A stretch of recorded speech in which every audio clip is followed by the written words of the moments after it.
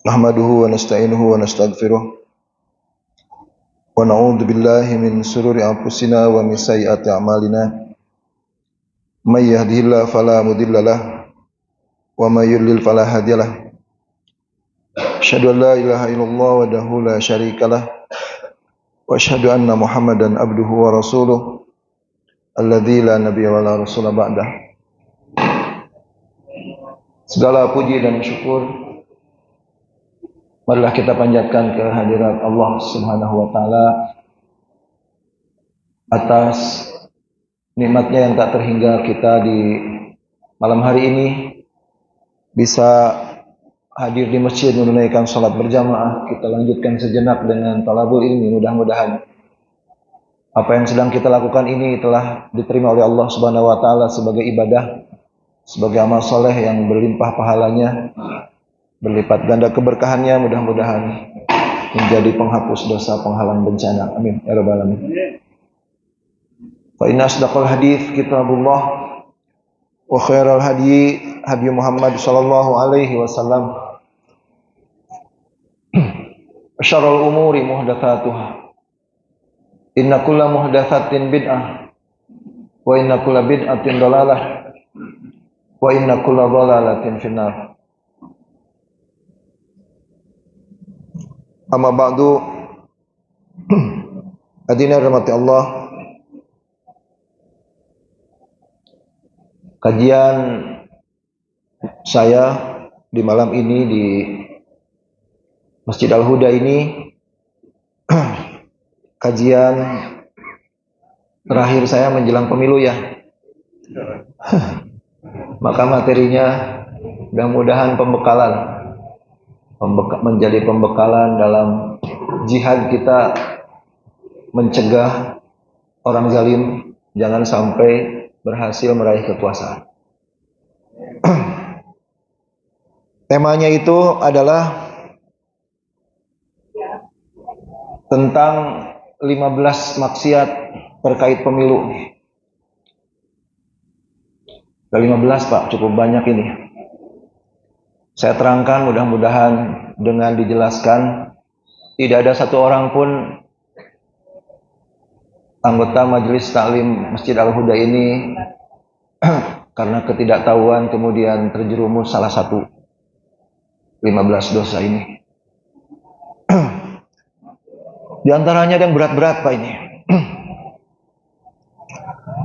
Dengan mengetahui 15 maksiat menjelang pemilu ini, insya Allah akan jadi tuntunan, akan jadi bekal kita ya. Mudah-mudahan terwujud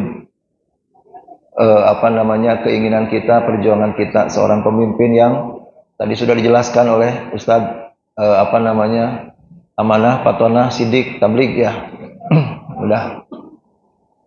Yang pertama maksiat yang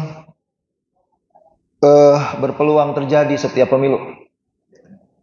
Rasulullah menyebutnya itu idha'atul amanah.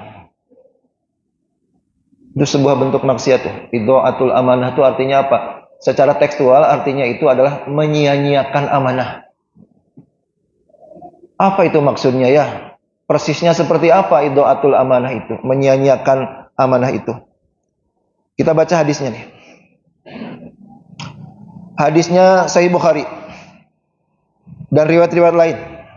Saya ambil di Sahih Bukhari saja. Sahih Bukhari nomor 59 dari Abu Hurairah. Bainama Nabi sallallahu alaihi wasallam fi majlisin yuhadditsul qauma. Suatu hari Rasulullah lagi duduk bersama para sahabatnya ya. Di tengah-tengah para sahabat, maksud kaum di sini adalah para sahabatnya umat Islam. Ja'ahu Arabiyyun faqal, mata sa'ah. Tiba-tiba datang seorang Arabi. Arabi itu orang Arab yang tidak tinggal di Madinah. Orang Arab tinggal di pinggiran, di kampung. Sehingga ketemu Rasulnya juga jarang, jauh. Di dusun, di luar kota Madinah. Datanglah orang Arab kampung ini ke Rasulullah, kemudian bertanya, mata sa'ah ya Rasulullah, hari kiamat itu kapan terjadinya? Maka Rasulullah menjawab ya. Kata Rasulullah, idza du'iatil amanah fantadhiris sa'ah. Kalau sudah terjadi idha'atul amanah, kalau amanah sudah disia-siakan, maka tunggulah hari kiamat pasti akan terjadi segera. Orang ini berpikir kurang paham, kemudian bertanya, kaifa idha'atuha? Bagaimana ya Rasulullah, menyia-nyiakan amanah itu maksudnya apa? Maka Rasul menjawab, idza wussidal amru ila ghairi ahliha fantadiris sa'ah. Idha'atul amanah, menyia-nyiakan amanah itu adalah menyerahkan amanah kepada orang yang tidak layak, kepada orang yang bukan ahlinya, orang yang tidak punya kompetensi untuk memegang amanah itu, tidak punya kemampuan secara intelektualitas, moralitasnya juga tidak layak gitu. Malah kita kasih amanah kepada dia. Inilah maksiat, Pak. Yang sampai Rasul menyebutkan kalau ini sudah terjadi, amanah diberikan kepada orang yang tidak punya kemampuan, diragukan sekali kemampuannya untuk memikul amanah itu, maka tunggulah kiamat akan segera terjadi. Nah, para ulama, sebagian besar para ulama mengatakan ini yang dimaksud al-qiyam, as-sa'ah yang dimaksud oleh Rasulullah di sini tidak mesti berarti hari kiamat nanti di akhir zaman hancurnya alam semesta. Ini yang dimaksud as-sa'ah oleh Rasul di sini boleh jadi adalah kehancuran kehidupan. Kehancuran tatanan kehidupan akan segera terjadi apabila amanah diberikan kepada orang yang tidak layak. Gitu. Jadi dosa, Pak. Namanya idha'atul amanah, menyia-nyiakan amanah. Maka seberapa berat dosanya, Pak? Memberikan amanah kepada orang yang tidak layak, Pak. Tidak mungkin mampu memikulnya, menjalankannya. Seberapa besar dosanya? Ya. Tingkat dosanya itu tergantung seberapa parah dampak buruk yang akan terjadi ketika amanah itu dipegang sama dia. Seberapa banyak manusia yang akan terdampak penderitaan, kesusahan apabila amanah diserahkan kepada orang tersebut. Maka tentunya semakin amanah itu cakupannya sangat luas. Amanah pemimpin bangsa gitu diserahkan kepada orang yang jangankan intelektualitas, kedewasaannya aja nggak ada. Maka dampak satu negara, Pak, maka dosanya besar sekali itu. Ini maksiat pertama ya. Namanya apa tadi? Idha'atul amanah. Menyia-nyiakan amanah. Menyerahkan amanah kepada orang yang tidak layak. Hadirin yang dirahmati Allah. Maka tadi ukurannya ya. Memilih pemimpin itu sama dengan sifat-sifat Nabi, kata para ulama ya. Fatona, amanah, fatona, kejujurannya, kecerdasannya. Sama dengan siddiq, tabligh ya. Kalau bahasa kita sekarang itu ya intelektualitas, kecerdasan, moralitas, akhlak gitu. Kemudian pengalamannya. Jangan malah memilih menyerahkan amanah kepada seseorang dengan tolak ukurnya bukan kesalehan, bukan kecerdasan, malah hal-hal yang lain gitu. Ah, saya milih yang ini satu suku sama saya, kesukuan itu namanya. Tidak ada satupun petunjuk dalam Islam memilih pemimpin atas dasar kesukuan. Ini satu alma mater sama saya, sama-sama satu kampus dulu. Nggak ada kayak gitu. Apalagi tolak ukur yang nggak rasional. Contoh, ini milih yang ini aja, balihonya paling gede. Justru yang balihonya paling gede itu yang paling harus kita curigain. Dari mana duitnya itu? Kan bahaya kalau duitnya dari cukong. Nanti kalau dia jadi pemimpin, jadi penguasa, cukong yang ngedanainnya minta apa nanti? Minta imbalan. Gitu. Ya. Maka pilih pemimpin bukan yang paling bagi-bagi, Pak. Milih pemimpin justru yang paling tidak ada dana, berarti dia tidak dimodalin sama cukong. Itulah yang pertama. Yang kedua, Yang kedua lebih berat lagi nih, maksiat. Kita baca hadisnya dulu ya. Ada dua hadis nih, bunyinya hampir sama. Yang pertama di hadis di kitab Musnad Al-Faruq, juz 2 halaman 536. Riwayat Imam Ibnu Abi Dunya dan Ibnu Katsir. Bahwa diriwayatkan oleh Umar bin Khattab, man istamala rajulan limawaddatin aw liqarabah la yastamiluhu ila dzalik faqad khana Allah wa khana Rasul wal mu'minin. Barang siapa ya, mempekerjakan atau memberi amanah, memberi jabatan kepada seseorang atas dasar like dislike, cinta buta, fanatisme mawaddah itu, awli qarabatin, atau atas dasar kedekatan. Kedekatan itu kedekatan kekerabatan, kedekatan persahabatan, apapun bentuknya itu kedekatan, hanya kedekatan saja. Cinta buta, nepotisme, kolusi, begitu ya, perkoncoan. Tolak ukurnya itu nggak ada. Tolak ukur moralitas, intelektualitas, kecerdasan, kesalehan, nggak ada. Maka ponisnya apa dari Rasulullah nih? Faqad khanallah, sungguh orang ini telah berkhianat kepada Allah, wa khanar Rasul, berkhianat kepada Rasul, wal mu'minin, dan berkhianat kepada kaum mukminin. Maka yang kedua, sebutan dosanya itu adalah khianat. Yang pertama tadi apa? Idha'atul amanah, menyia-nyiakan amanah. Yang kedua adalah khianat. Khianat itu nama perilakunya. Orangnya khain, pengkhianat. Maka orang yang memilih pemimpin bukan atas dasar kesalehan dan kecerdasan, pengkhianat orang ini. Kepada siapa pengkhianatnya? Mending kalau cuma kepada kaum mukminin. Di sini dikatakan berkhianat kepada kaum mukminin, berkhianat kepada Rasul, bahkan berkhianat kepada Allah. Khianat itu kepada manusia saja dosanya berat, sehingga disebut ciri orang munafik salah satunya adalah khianat. Apalagi khianatnya bukan cuma kepada kaum mukminin, tapi khianatnya kepada Rasul juga, bahkan dianggap pengkhianat kepada Allah. Di hadis yang satu lagi, riwayat Imam Al-Hakim di kitab Al-Mustadrak Al-Sahihain nomor 7218 dari Abdullah bin Abbas, man istamala rajulan min isabatin fa fitil kal isabah man huwa ardallahi minhu. Barang siapa memberikan jabatan, memberikan pekerjaan, memberikan amanah kepada seseorang, padahal ya, ada orang lain yang lebih layak, yang lebih diridhoi Allah untuk memegang jabatan itu. Ardallah minhu. Gitu maksudnya. Ada orang lain yang pasti lebih diridhoi Allah untuk memegang amanah itu dibanding orang yang kita pilih ini. Itu.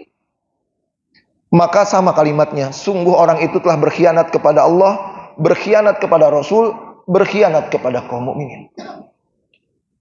Jadi maksud hadis ini tuh, kalau hadis yang pertama tadi atas dasar kekerabatan, atas dasar kedekatan gitu kan. Kalau ini mah kita dengan sengaja, dengan penuh kesadaran memilih calon A ya. Di bilik suara kita coblos, padahal di hati kecil kita tahu bahwa calon B itu jauh lebih mampu. Seandainya dia memegang jabatan jauh lebih diridhoi Allah, lebih maslahat untuk umat gitu. Di hati kecil kita tahu. Tapi berhubung kita lebih ngefans sama yang ini, berhubung ini dicalonkan oleh partai saya gitu, maka kita dengan sadar memilih yang bukan yang terbaik, Pak. Maka orang seperti ini pengkhianat, Pak. Berat itu dosa itu, Pak. Pengkhianat kepada Allah, kepada Rasul, dan kepada kaum mukminin. Maka berhati-hatilah, Pak, nanti di bilik suara itu. Ya. Pastikan yang kita coblos, baik eksekutif maupun legislatif, tingkat 1, daerah tingkat 2, apalagi pusat, ya. Pastikan yang kita coblos itu adalah yang kita yakini sepenuh hati kita bahwa ini orang paling layak, paling diridhoi oleh Allah untuk memegang amanah itu. Sebenarnya hati kecil kita itu ya, seandainya kita membaca berbagai media dengan jernih, dengan akal sehat, dengan hati nurani, sebenarnya lebih banyak orang itu tahu, Pak, mana yang terbaik sebenarnya. Tapi kebanyakan orang dibutakan oleh fanatisme, oleh kebencian. Sehingga tidak objektif menilai para calon itu. Silahkan tanggung sendiri akibatnya nanti. Di akhirat akan terkaget-kaget. Karena ada sebuah maksiat dalam catatan dosa kita, pengkhianat kepada Allah. Itu yang kedua, Pak. Nama dosanya adalah al-khiyanah, pengkhianatan. Yang ketiga, saya tanya di beberapa majelis taklim akhir-akhir ini ya, jarang yang bisa jawab, Pak. Padahal hadisnya itu Sahih Muslim, Bukhari Muslim, dan riwayat-riwayatnya banyak. Saya tanya begini, dosa apa yang oleh Rasulullah diponis sebagai akbarul kabair, dosa besar yang paling besar? Ya. Dosa apa, Pak? Ada 4, Pak. Dosa apa? Pertama syirik ya.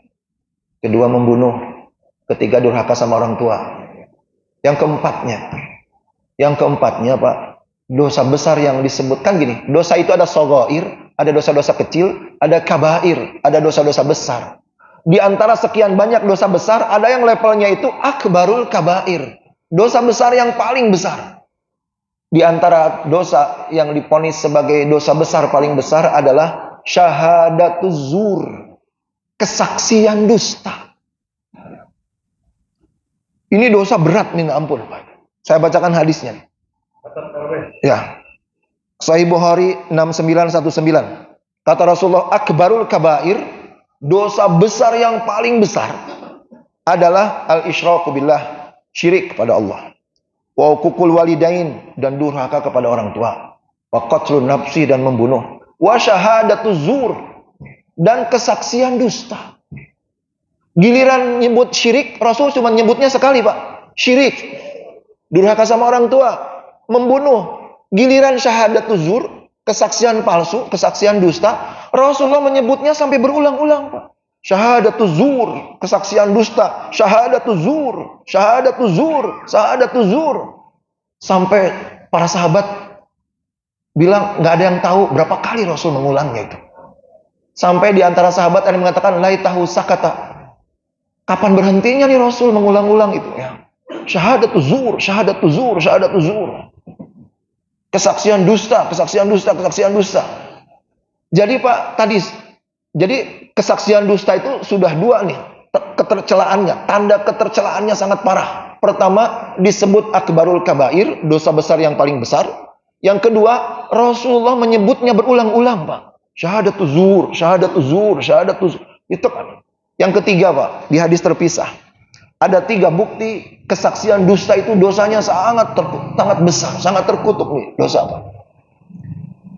Di hadis di kitab Hidayatul Ruwat, Imam Ibnu Hajar Asqalani menyampaikan sebuah hadis juz 2 halaman 494 dari Kharim Al-Asadi. Diceritakan suatu ketika Rasulullah habis ngimamin sholat subuh, tiba-tiba Rasulullah bilang gini kepada para sahabat, udilat syahadatuz zur bil isyraki billah. Rasul bilang gini, telah disetarakan kesaksian dusta dengan syirik kepada Allah. Sampai 3 kali diulang Rasul bilang gitu. Telah disejajarkan kesaksian dusta dengan syirik kepada Allah. Rasul bilang sekali lagi, telah disejajarkan kesaksian dusta dengan syirik kepada Allah. Padahal syirik itu kan dosa besar yang rajanya dosa kan ya. Tapi ternyata ada hadis di mana Rasul 3 kali mengatakan kesaksian dusta telah disejajarkan dengan syirik. Kemudian Rasulullah membaca sebuah ayat sebagai bukti ya bahwa kesaksian dusta itu udah nyaris disetarakan dengan syirik ya. Rasul membaca sebuah ayat Surah Al-Hajj ayat 30 di bagian ujung ayat. Kata Rasulullah, bukti bahwa kesaksian dusta telah disejajarkan dengan syirik adalah firman Allah, fajtanibur rijsa minal authan, jauhilah menyembah berhala. Menyembah berhala kan syirik tuh. Wajtanibu qaula zur, ya. Dan jauhilah perkataan dusta. Yang dimaksud perkataan dusta di sini adalah syahadatuz zur, kesaksian dusta. Allah menderetkan antara penyembahan berhala dengan kesaksian dusta, disatukan di satu ayat. Inilah yang oleh Rasulullah ditafsirkan bahwa kesaksian dusta telah setara dengan syirik. Nah, kenapa saya jadi ke situ ya, kesaksian dusta? Karena para ulama, Pak, ya, sebagian ahli tafsir menyatakan bahwa yang namanya kesaksian dusta itu memang secara tekstualnya adalah kesaksian dusta di pengadilan, Pak. Kenapa dosanya sangat besar sekali? Karena gara-gara kesaksian dusta di pengadilan, orang-orang baik-baik menjadi masuk penjara, orang-orang jahat menjadi bebas. Gara-gara kesaksian dusta di pengadilan, maka keadilan runtuh, penegakan hukum hancur. Gitu. Tetapi yang namanya kesaksian dusta itu ternyata juga bukan cuma di pengadilan, Pak. Seorang yang memilih pemimpin, Pak, mencoblos seseorang menjadi pemimpin, itu juga kesaksian. Maka ketika dia dengan sadar, dengan sengaja memilih orang, ya, sebagai pemimpin, dan hati nuraninya tahu bahwa orang ini bukan yang terbaik, bukan yang paling layak, tapi dia coblos juga orang itu, maka itu termasuk kesaksian dusta. Kenapa mencoblos seorang menjadi pemimpin itu termasuk kesaksian dusta? Karena ketika kita mencoblos seseorang di bilik suara itu, sebenarnya kita sedang bersaksi kepada bangsa bahwa orang ini paling layak untuk memimpin negeri ini. Jelas nggak, Pak? Itulah kesaksian dusta. Berat sekali dosanya, Pak. Nyaris disetarakan dengan syirik oleh Rasulullah SAW. Maka pastikan, Pak, pastikan yang kita coblos itu orang yang menurut pikiran kita, menurut nurani kita, memang ini orang terbaik. Jangan sampai di akhirat nanti kita terkaget-kaget ada catatan di catatan amal kita, syahadat zur. Ada catatan dari malaikat atid bahwa kita pernah melakukan sebuah maksiat berat, yaitu syahadat zur, kesaksian dusta. Padahal kita belum pernah dipanggil untuk bersaksi di pengadilan. Gitu. Itulah, na'udzubillah min dzalik. Ya, udah 3 dosa ya. Idha'atul amanah, menyia-nyiakan amanah. Kemudian al-khianat, berkhianat kepada Allah, kepada Rasul, kepada kaum mukminin.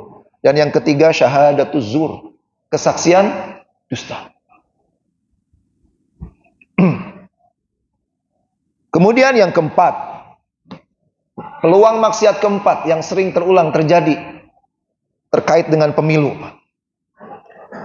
adalah dosanya disebut nifak. Dosanya disebut nifak, pelakunya disebut munafik. Ini lebih berat lagi. Kenapa saya katakan lebih berat lagi? Karena diancamnya fid darkil asfali minan nar. Ada di kerak neraka. Innal munafiq basyiri apa? Innal munafiqina fid darkil asfali. Orang munafik itu diazabnya di dasarnya neraka. Dosanya disebut nifak, pelakunya disebut munafik. Kok bisa? Dari sisi mana pemilu itu membuka peluang sebuah dosa yang namanya nifak, kemunafikan? Kita baca ayat ini surat An-Nisa 138-139. A'udzubillahi minasyaitonir rajim. Basyiril munafiqina bi anna lahum adzaban alima. Kasih kabar orang-orang munafik bahwa bagi mereka azab yang sangat pedih. Siapa orang munafik itu? Ayat berikutnya mengatakan begini. Alladzina yattakhidunal kafirina awliya'a min dunil mu'minin.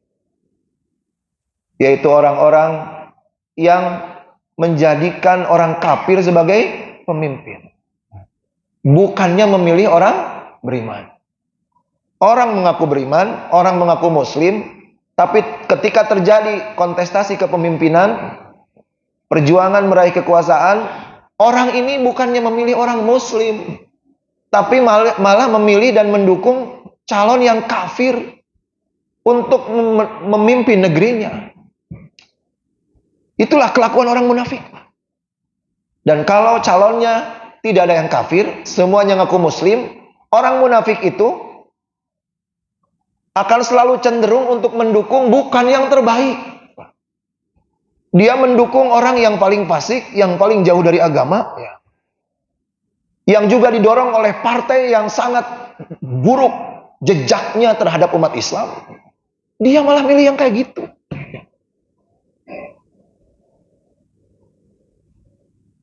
Seseorang, Pak, kalau hatinya masih bersih, tidak ada sifat munafik, tidak akan sanggup memilih orang yang berpotensi zalim untuk menjadi pemimpin negerinya. Tidak akan sanggup. Setipis apapun keimanannya, akan membuatnya berat melakukan itu. Tetapi ketika seseorang, meskipun KTP-nya muslim, ngakunya muslim, tapi dengan entengnya dia memilih orang yang paling jauh dari Islam. Orang yang tidak direkomendasikan oleh ulama, malah dia pilih itu. Orang yang direkomendasikan oleh para ulama, malah dia nggak mau milih.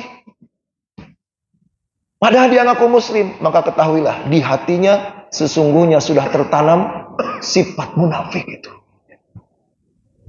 Barangkali di pemilu-pemilu sebelumnya pernah melakukan seperti itu, bertobatlah Pak ya.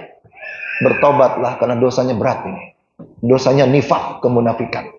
Maka mari supaya ketika kita masa-masa mencoblos beberapa hari lagi itu ya, beberapa pekan lagi ini, supaya tidak sampai ada sifat munafik di dada kita, sehingga kita malah mencoblos orang yang terburuk, orang yang tidak layak.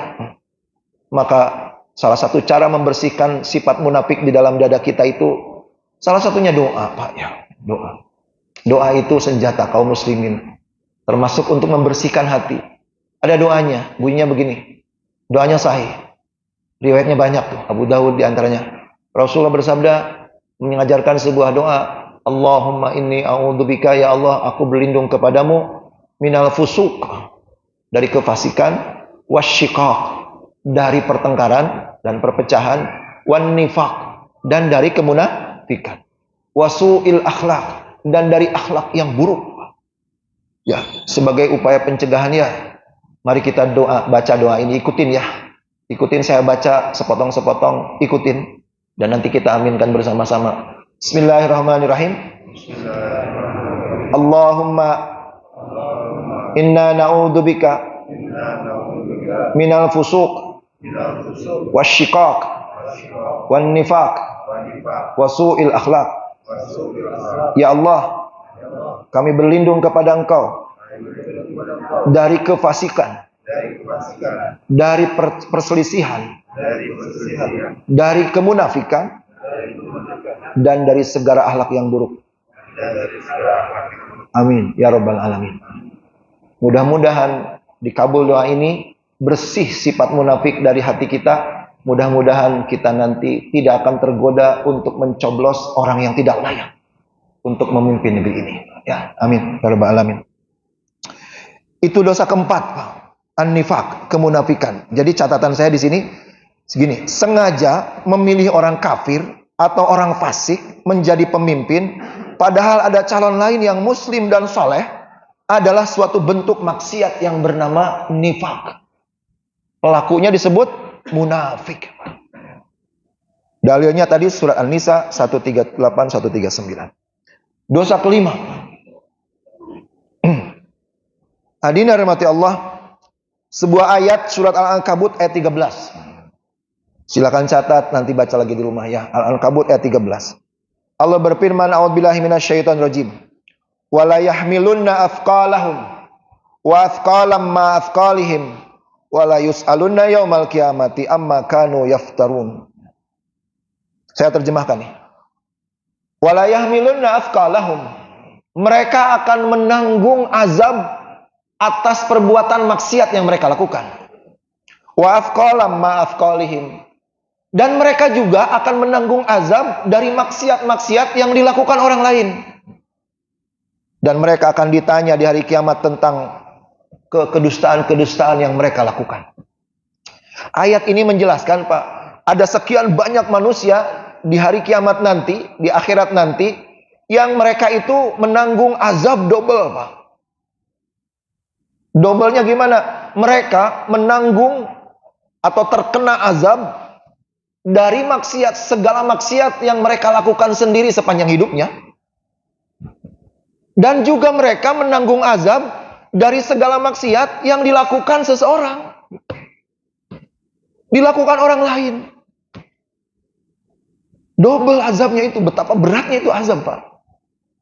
Mereka menanggung azab maksiatnya sendiri, yang dia lakukan sendiri sepanjang hidupnya, sambil juga menanggung azab dari maksiat yang dilakukan orang lain. Siapakah orang ini, Pak? Saya baca tafsir-tafsir ya. Di antaranya tafsir Al-Jami' lil Ahkamil Quran, tafsir Al-Qurtubi tentang ayat ini, Al-Ankabut ayat 13. Siapakah orang yang menanggung azab double begini? Menanggung azab maksiatnya sendiri dan maksiat yang dilakukan orang lain. Dari para sahabat Nabi, di antara Abdullah bin Abbas mengatakan, innal murad a'wanud dhalamah. Orang yang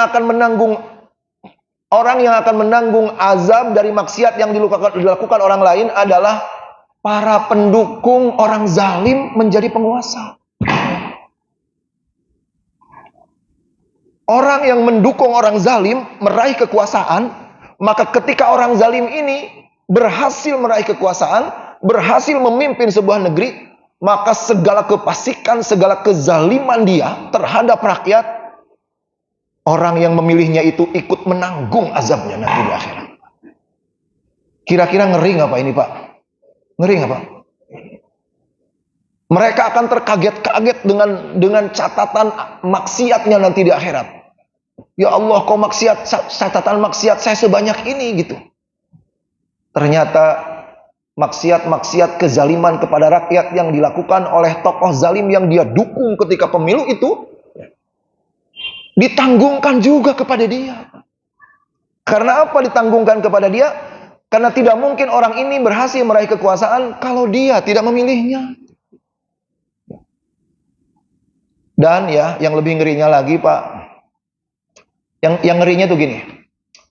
Maksiatnya pemimpin itu, maksiat seorang pemimpin itu dipastikan sangat besar, Pak. Sangat berat maksiatnya itu. Kenapa? Karena berat ringannya maksiat, ya, besar kecilnya sebuah dosa, salah satu penentunya adalah jumlah korban dari dosa itu. Berbohong kepada satu orang, kepada dua orang, kepada tiga orang, dosa juga. Tapi yang akan lebih besar dosanya adalah ketika berbohong kepada jutaan orang. Berbohong kepada satu negara. Berat dosanya itu. Dan azabnya ikut ditanggung oleh orang-orang yang memilihnya. Menzalimi satu orang berat dosanya. Ya. Si A, si B sama-sama berbuat zalim, tapi si A menzalimi keluarganya doang, si B menzalimi jutaan orang. Beda dosanya. Nah, dari sisi itu dilihatnya ya, beratnya dosa penguasa itu dari sisi itu. Korbannya sangat banyak. Yang kedua, Pak, yang membuat sangat mengerikan ya, penjelasan ini, bahwa para pemilihnya akan ikut menanggung dosa kezaliman orang yang didukungnya itu, adalah gini, segala kemaksiatan di sebuah negeri, saham dosa terbesarnya selalu ada pada pemimpin, Pak. Maka azab yang paling beratnya juga akan menimpa para penguasa itu. Sekali lagi, saham kemaksiatan di sebuah negeri, apapun jenis maksiat itu, selalu ada pada penguasa yang terbesarnya. Saya kasih contoh nih. Mabuk itu dosa berat. Tapi yang lebih berat dosanya adalah warung yang jualannya. Warung yang menjual minuman keras itu kepada dia. Yang lebih berat lagi dosanya, distributornya. Yang lebih berat lagi dosanya, pabriknya. Ada lagi yang lebih besar dosanya, yang ngasih izin, Pak. Siapa yang ngasih izin? Penguasa. Pelacur itu dosanya besar. Yang lebih besar dosanya, germoknya. Yang lebih besar dosanya, pemilik tempat pelacurannya, yang paling besar dosanya, yang ngasih izin selalu ada pada penguasa. Ya. Saham dosa terbesar segala maksiat di sebuah negeri adalah terletak pada penguasa. Maka azabnya juga paling berat dan pemilihnya ikut memikulnya itu. Ikut terkena azabnya. Hadirin yang dirahmati Allah. Dan ini ya akan terjadi, Pak. Para pemilih ini akan ikut menanggung azab dengan penjelasan ini, Pak, bahwa dia itu memilih orang itu dengan sepenuh kesadaran dan pengetahuan bahwa orang ini sebenarnya bukan yang terbaik. Bahkan orang ini dari jejak rekamnya berpeluang zalim gitu. Tapi karena pertimbangan-pertimbangan yang tidak benar, dia pilih juga orang itu. Nah, siap-siap. Dia ikut menanggung. Berbeda dengan begini, Pak. Ini harus saya jelaskan karena ada juga dampak yang kalau kurang pas memahaminya, dampak buruknya kemudian, kalau gitu saya golput aja gitu kan. Karena yang kita pilih dan kita yakini baik juga kalau sudah menjabat bisa jadi berubah jadi zalim kan gitu. Karena ke bawah sistem. Jangan sampai kesimpulannya seperti ini, makanya saya jelaskan ya. Yang akan terkena azab itu adalah yang dengan sengaja memilih orang yang zalim menjadi penguasa. Tapi kalau ketika kita memilih, kita sudah habis-habisan berjuang, ya, mengetahui, memilih, menilai orang, juga mendengar saran para ulama bahwa ini yang terbaik dari yang ada, ini yang paling amanah, ini yang paling fatonah, paling cerdas, paling bagus moralitasnya. Kita pilih yang itu. Tetapi setelah menjabat, karena ke bawah sistem juga, jadi buruk juga kelakuannya. Ini mah terlepas kayak begini, Pak. Tidak akan kecipratan azab kalau kayak begini.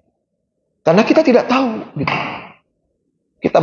Kita tidak bertanggung jawab, tidak akan diminta pertanggungjawaban dan ditimpakan azab atas perubahan orang itu setelah menjabat. Itulah ya. Nama dosanya apa ini? Ya, mendukung orang zalim sebagai ketika meraih kekuasaan. Para ulama menyebutnya itu a'wanuz zolamah. Namanya secara bahasa Arab. Dengan sengaja menjadi pendukung orang zalim. Ini nama dosanya, sebutan dosanya itu, Pak. Ya, sudah 5 tuh, Pak. Ya. Idha'atul amanah, khianah, syahadatu zur, nifaq, dan a'wanud dolamah. Menjadi pendukung orang zalim untuk meraih kekuasaan. Jadi catatannya dari saya nih, a'wanud dolamah, para pendukung orang zalim untuk meraih kekuasaan, akan ikut memikul segala dosa dan menanggung seluruh azab atas kezaliman orang zalim yang dia pilih itu ketika dia sudah berkuasa. Hadirin rahmati Allah, itu yang kelima. Yang keenam, peluang dosa menjelang pemilu dan terkait dengan pemilu. Yang keenam, ya ini sering diterangkan oleh para dai ini. Yang keenam ini. Yang keenam itu namanya secara bahasa Arab, nama maksiatnya itu riswah. Apa riswah itu? Suap, sogok. Yang nyogok disebutnya roshi, yang menerima sogokan disebutnya murtashi. Dan saya bacakan hadisnya di kitab Mu'jam al-Awsat. Imam At-Tabrani menyampaikan hadisnya di nomor 2026. Dari Abdullah bin Amr. Saya sampaikan dulu begini, Pak. Salah satu ciri, salah satu indikasi, salah satu petunjuk bahwa sebuah maksiat itu sangat berat adalah ketika Rasulullah menyebutkan bahwa maksiat itu bukan dosa. Maksiat ini dibenci Allah. Maksiat ini mengundang azab, gitu kan, macam-macam kan statement Rasul kalau menjelaskan maksiat itu. Kadang-kadang Rasul mengatakan, aku benci maksiat ini, bahwa ini haram, gitu. Kadang-kadang Rasul bilang, ini dilaknat Allah. Ya. Kadang-kadang Rasul bilang lagi, ini adalah membuat rontok pahala kalian. Macam-macam ancaman Rasul.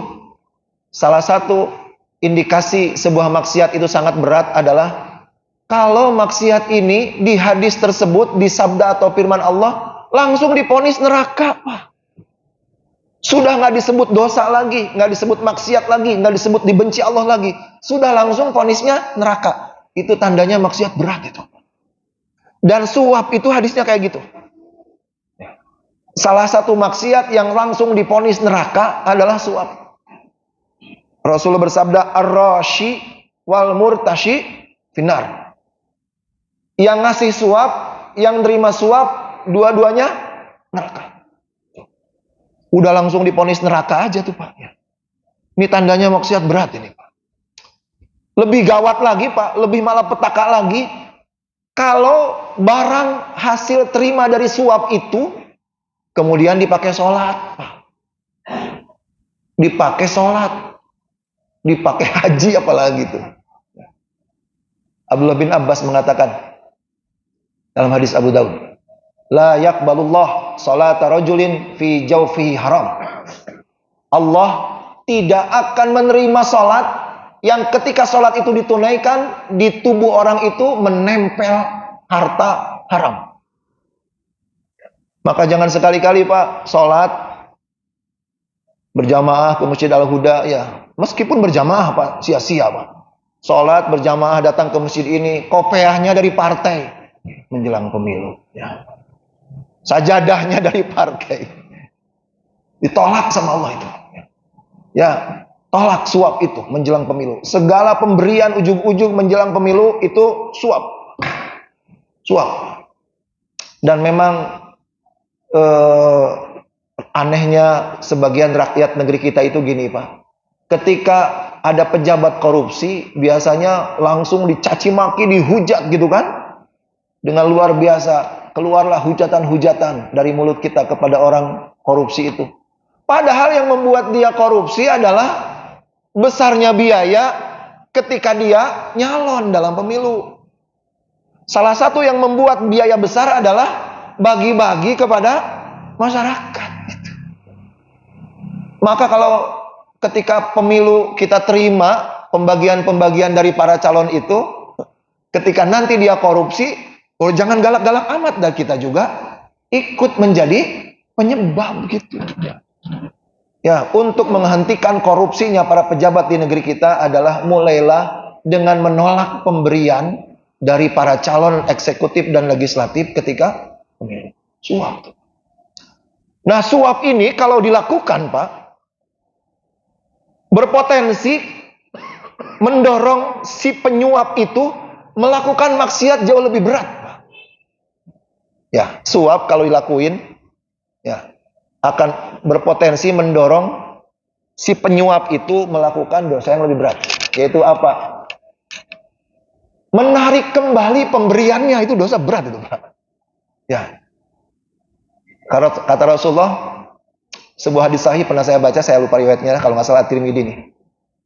Al-a'id fi hibbatih. Orang yang menarik kembali pemberian, Pak ya. Saking tercelanya, saking najisnya nih kelakuan nih Pak. Rasul mengatakan orang yang menarik kembali pemberian seperti seekor anjing yang muntah, kemudian muntahannya dimakan lagi. Saking najisnya tuh kelakuan Pak, sampai Rasul mengilustrasikan seperti itu. Anjingnya saja udah najis, jilatannya harus dicuci 3 kali kan. Belum lagi muntah anjing ini kan. Muntahan tuh jangankan muntahan anjing, muntahan kita ada jijik kan. Yang ketiganya, muntahannya dimakan lagi itu. Tiga hal yang najis itu sudah. Seperti anjing muntah, muntahnya dimakan lagi. Saking jijiknya, saking najisnya tuh kelakuan. Dan yang berpeluang menarik lagi pemberian, yang paling sering kita saksikan kasusnya adalah para penyuap ketika pemilu itu Pak. Ya. Kita lihat di pemilu-pemilu sebelumnya ya, calon itu ngasih karpet ke masjid, ternyata di daerah itu dia kalah, ditarik lagi karpetnya. Batanya, semennya ditarik lagi. Itu orang oleh Rasul sudah disetarakan dengan anjing. Anjing muntah yang menjilat kembali muntahnya. Hadirin yang dirahmati Allah. Dan memang berat Pak ya, memberantas suap menyuap menjelang pemilu itu. Kenapa berat? Salah satu yang menyebabkan berat itu adalah masyarakatnya Jutaan orang di negeri kita masih di bawah garis kemiskinan. Itu masalah. Ya. Makanya demokrasi itu akan sangat sulit menghasilkan pemimpin yang berkualitas ketika dilakukan demokrasi itu. Sistem pemilu, sistem demokrasi itu dilakukan di sebuah negeri yang ketimpangannya terlalu parah. Ya. Mayoritas masyarakatnya miskin. Makanya pemimpin zalim itu saya ragukan dia berjuang untuk mensejahterakan, memakmurkan rakyat. Kenapa? Karena seorang pemimpin zalim pasti tahu semakin rakyatnya makmur, sejahtera, pemilu yang akan datang semakin sulit dia menyuap. Gitu. Supaya gampang disuap, maka masyarakat itu harus dipertahankan tetap miskin. Saya juga ragukan seorang pemimpin zalim benar-benar akan berjuang mencerdaskan rakyatnya. Pemimpin zalim itu pasti malah akan mempertahankan rakyatnya tetap bodoh. Karena kalau rakyat dicerdaskan, pemilu yang akan datang, dia akan sulit membodohi rakyat. Jelas nggak Pak? Ya. Itulah ya. Itu yang pertama. Kenapa memberantas suap menjelang pemilu itu susah? Yang keduanya adalah yang bikin lebih susah lagi memberantas pemilu, memberantas suap ketika pemilu adalah para dai-nya. Ya. Banyak yang bukan ngajarin umat untuk tidak menerima suap, tapi malah dia ngajarin nyuap.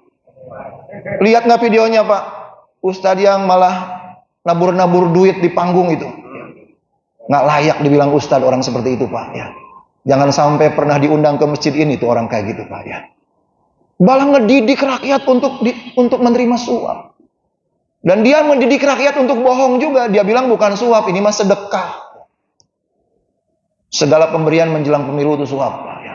Tolak Pak. Itu yang keenam Pak. Riswah Pak. Suap menyuap. Hadirin rahmati Allah. Yang ketujuh Pak. Sepertinya cuma setengahnya Pak. Ada 15 maksiatnya. Baru 7 nih. Dan ini pertemuan terakhir saya menjelang pemilu. Gimana tuh 7 lagi? 8 lagi. 8 lagi buat pembekalan putaran kedua. Insya Allah putaran kedua. Insya Allah katanya ada putaran kedua, keyakinan para ini ya. Gitu. Meskipun ada yang yakin 1 putaran kan? Ya. Kita doakan 2 putaran ya. Akan terbuka peluang jagoan kita ini ya, yang diinginkan oleh umat Islam ya. Pasangan nomor 1 ini kalau ada masuk ke putaran kedua, mudah-mudahan terulang apa yang di Jakarta itu ya. Iya. Di Jakarta juga kemarin beliau itu di semua survei itu di urutan terakhir. Tapi ketika masuk ke putaran 2 menang. Mudah-mudahan ya. Mudah-mudahan. Jadi nggak apa-apa, baru sepotong, baru separohnya nih materi. Mudah-mudahan putaran kedua jadi pembekalan. Yang ketujuh ya. Yang ketujuh, kita nama dosanya itu, yang keenam riswah, yang ketujuh Rasul menyebutnya khadda'at. Khadda'at itu secara tekstual artinya adalah tipu daya. Ya, gitu. Khadda'at itu. Nah ini mah pelakunya mungkin bukan kita ya. Pelakunya siapa ini? Kita jelaskan nanti ya. Kita baca hadisnya dulu. Apa yang dimaksud khadda'at di sini? Meskipun sudah tahu artinya tipu daya, apa yang dimaksud oleh Rasul? Hadisnya riwayat Imam Ibnu Majah nomor 4036 dari Abu Hurairah radhiyallahu an. Kata Rasulullah, sayati ala nasi sanawat khadda'at. Akan muncul masa-masa ketika kehidupan dijejali dengan khadda'at. Tipu daya.